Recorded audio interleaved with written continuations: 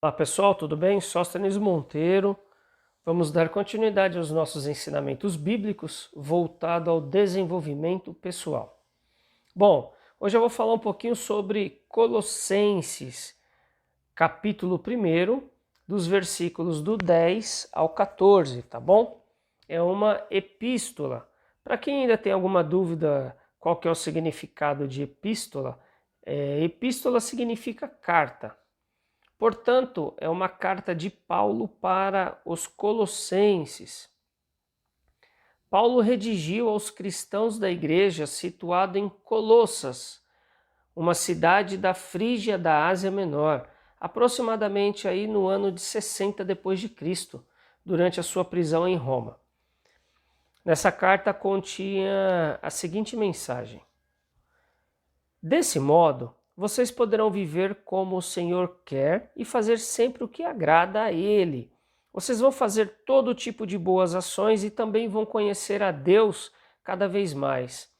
Pedimos a Deus que vocês se tornem fortes com toda a força que vem do glorioso poder dele, para que possam suportar tudo com paciência. E agradeçam com alegria ao Pai, que os tornou capazes de participar daquilo que ele guardou no reino da luz para o seu povo. Ele nos libertou do poder da escuridão e nos trouxe em segurança para o reino do seu Filho amado. É ele quem nos liberta e é por meio dele que os nossos pecados são perdoados. Então essa carta foi que Paulo escreveu aos Colossenses. Lembrando, gente, que naquela época era muito, mas muito difícil ser um cristão. Essas pessoas eles eram perseguidos. Então hoje nós não temos sequer, a gente não consegue, pelo menos assim, fazer uma comparação, ter a ideia de como essas pessoas eram seguidas. Então eles precisavam constantemente de uma palavra uma palavra de força que mantesse a fé deles. Hoje a gente vê muitos cristãos aí reclamando da vida, né? Falando que é muito difícil ir na igreja e falar da palavra de Deus, mas essas pessoas não fazem sequer a ideia do quanto essas pessoas foram sacrificadas para que hoje a gente tem acesso a essas escritas, a palavra de Deus. Então, gente, pense a respeito. Vamos lá. Ó. Paulo, ele escreveu essa mensagem, né? E dentro dessa mensagem existe uma série de componentes essenciais com relação à liderança sábia. O desejo de agradar a Deus e fazer um bom trabalho. A fome de conhecer mais a Deus e o conhecimento de que Deus é a fonte do poder. Essa atitude conduz o líder a perseverar, a ter paciência, a ter alegria e ao espírito de gratidão. Nos versículos abaixo aí que eu vou ler, do 14 ao 20, Paulo fala da supremacia de Cristo na sua missão e o quanto Jesus é importante. Gente, presta atenção. Olha que Paulo escreveu, olha que coisa maravilhosa sobre Jesus Cristo. Ele, o primeiro filho, é a revelação visível do Deus invisível. Ele é superior a todas as coisas criadas.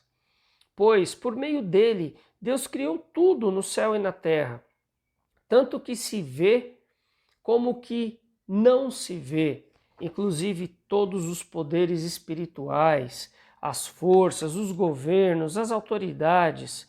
Por meio dele e para ele, Deus criou todo o universo. Antes de tudo, ele já existia, e por estarem unidas com ele, todas as coisas são conservadas em ordem e harmonia. Ele é a cabeça do corpo, que é a igreja, e é ele quem dá vida ao corpo. Ele é o primeiro filho que foi ressuscitado para que somente ele tivesse o primeiro lugar em tudo. Pois É pela própria vontade de Deus que o Filho tem em si mesmo a natureza completa de Deus. Portanto, por meio do Filho, Deus resolveu trazer o universo de volta para si mesmo. Ele trouxe a paz por meio da morte do seu Filho na cruz e assim trouxe de volta para si mesmo todas as coisas, tanto na terra quanto no céu.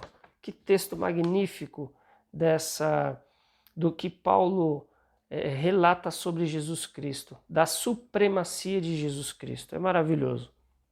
Bom, gente, Paulo, ele foi um líder extremamente dedicado, aplicado e muito sábio.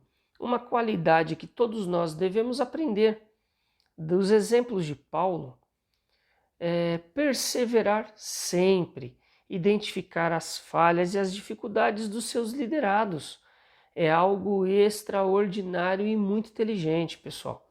Era justamente o que Paulo fazia com maestria. Ele escrevia suas cartas direcionado ao que ele sentia, ao que ele percebia que o povo precisava, nas questões que seus liderados estavam falhando. Daí ele fortalecia, não deixando brechas e nem dúvidas.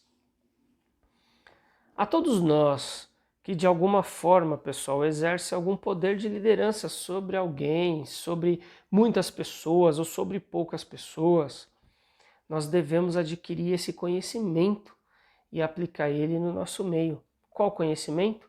Em identificar, pessoal, o que os nossos liderados, o que as pessoas que nos seguem, que nos têm como exemplo, estão precisando.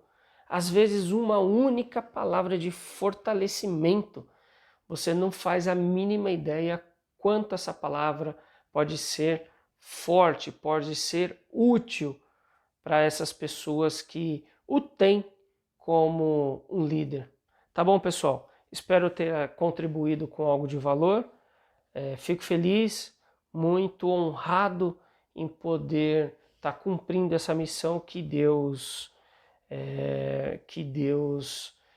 me direcionou, né, essa missão que Deus passou para que eu executasse. Um grande abraço a todos.